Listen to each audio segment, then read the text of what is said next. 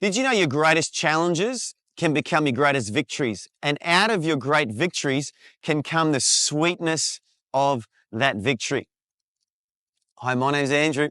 This is Faith Boost, and that's right. We got some ancient secrets that are working today in the modern world. Well, the Bible says in the book of Judges chapter 14 that, Samson was just minding his own business, going for a walk one day, and suddenly a lion came roaring against him. He didn't pick a fight with the lion. He didn't provoke the lion. He didn't try and talk to the lion. He wasn't looking for a lion. And this lion just came roaring against him to try and destroy him. And the reality is, as a Christian, once you get born again and you know Jesus personally, there are enemies of your soul. There is a spiritual enemy called the devil who is trying, the Bible says, to steal, kill, and destroy your spiritual life, primarily your connection and your relationship with God. But he'll also attack other areas of your life at different times. And, we can pretend this isn't real and we can pretend we don't have a problem with the devil. But the reality is, the Bible says there is a war going on right now. Jesus said it like this: heaven suffers violence and the violent take it by force. And if you are going to be a Christian your whole life, make no mistake, you're going to have to face the devil. You're going to have to resist him. You're going to have to stand against him. And at times, you're going to have to prevail against him in a time of attack. And Samson came under attack that day.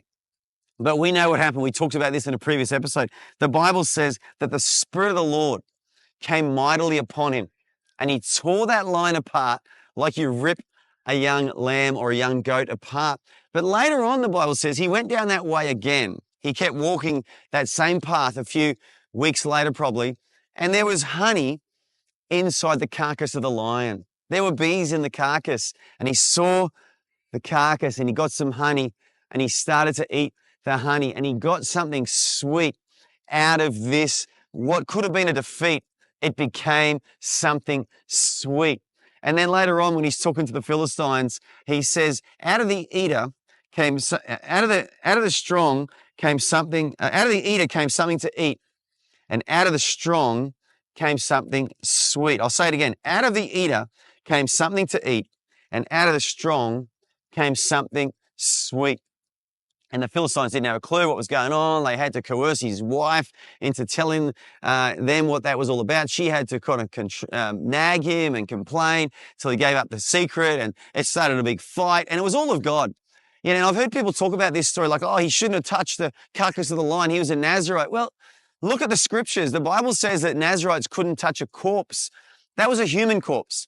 It doesn't say he couldn't touch dead animals. It doesn't say he couldn't eat meat. They weren't vegetarians. They were Nazarites. They weren't allowed to touch dead human beings, okay, and play with them and bury them and handle them like that. But dead animals, I think it was fine. And again, Samson's whole life was unusual, and God orchestrated all these events so that honey could come out of that lion, so he could eat something sweet from that lion's carcass. Why? So he could compose a riddle that would confound the Philistines. They'd have to get his wife involved. And then because they got his wife involved, he went to town on them, and he went and killed 30 Philistines, took off their clothes and gave it to the guys who sold his riddle. It was all God's plan, okay? It was all God's plan that started when he had this desire in his heart to go down to the Philistine territory and marry a woman of the Philistines. His life is unusual. He's not a normal guy, okay? And again, he's a type of the Christian church, going into all the world, interacting with the world, not in a physical sense so much as a spiritual sense of just doing God's will in the non-Christian world around us. But here's the message for today. Your greatest challenge, what the devil's trying to do to you for harm, God can turn it all around for good. Your greatest challenge can become your greatest victory. If there's a lion roaring against you right now, if there's an enemy of your soul coming against you, stand against him. James chapter 4, verse 7, resist the devil and he will flee from you. Get a victory in your life, and that victory will be sweet to your soul, and that sweetness will feed other people as well. Just like Samson gave the honey to his mum and dad, the sweetness of your victory can feed other people as well, encourage other people as well. Let the Lord use you to defeat that lion in your life, and God will bless others through your victory. That will be so, so sweet.